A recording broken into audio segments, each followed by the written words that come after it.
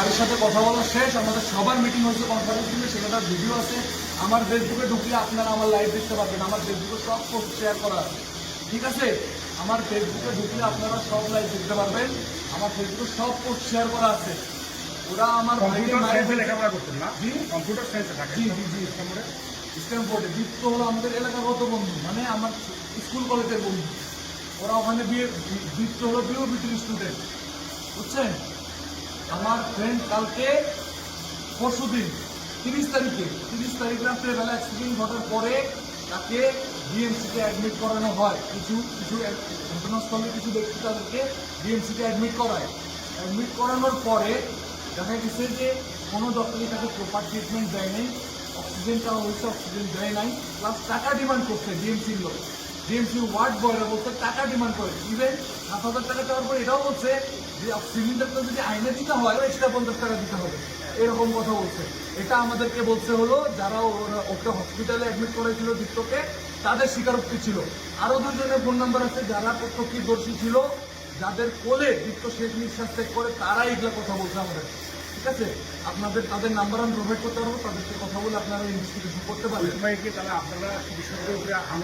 না না, আমরা কোনো হামলা করিনি। আমরা যে গেছি খোঁজ নিতে যে আসলে কাদের যাবে, আমি যখন জানতে পারছি যে ঘটনা কি ঘটছে, তখন আমরা জিজ্ঞেস করতে গেছি যে কার কারণে এরকম ঘটলো, কোন কারা ডিউটিতে ছিল, সেটা খুঁজতে গেছি। আমরা রেজিস্টার খাতা খুঁজতে গেছি, দেখি রেজিস্টার খাতায় 30 তারিখে সকল ডক্টরের পুরো রেকর্ড গায়ে।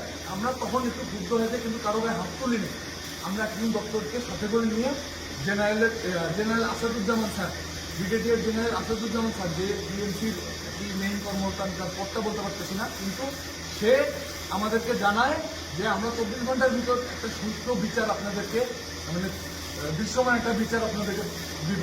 কিন্তু 24 ঘন্টার ভিতরে আমি জেলে, 24 ঘন্টার ভিতরে বলা হইলো রাত 12টার দিকে কারা না কারা মারামারি করছে, কার নাকি গলা কাটে কিছু, যার কোনো ক্লুই নেই আমাদের, তারা নাকি আমরা নাকি তাদের দলের অংশ। আমরা নাকি ওটি ভাঙচুর করছি, 2 লক্ষ টাকার সামগ্রী ভাঙচুর করছি। আমরা গেছি আমাদের বন্ধুর মৃত্যুর অপমৃত্যু কেন হইল তার জবাব চাইতে। আমরা কেন ওটি ভাঙচুর করবো, আমরা কেন আরেকজনের জানবো? তিনি হচ্ছে খোঁজ নেবেন, আপনি সবাই আমাকে যারা চেনে তাদের কাছে খোঁজ নেবেন। আমি কোনো রাজনৈতিক দলের সাথে খবর ছিলাম না। আমার বন্ধু দীপ্ত মারা গেল কেন, তার জবাব তাদেরকে দিতে হবে। এখন 24 ঘন্টায় তারা সুষ্ঠু বিচার দিতে চায় কেন? এখন পর্যন্ত আমাকে জেলে আটকে রাখছে। সকাল 4টার দিকে আমাকে জেলে নিয়ে আসছে, বাস স্ট্যান্ড থেকে নামছে আমি 1 নম্বরের গেটে।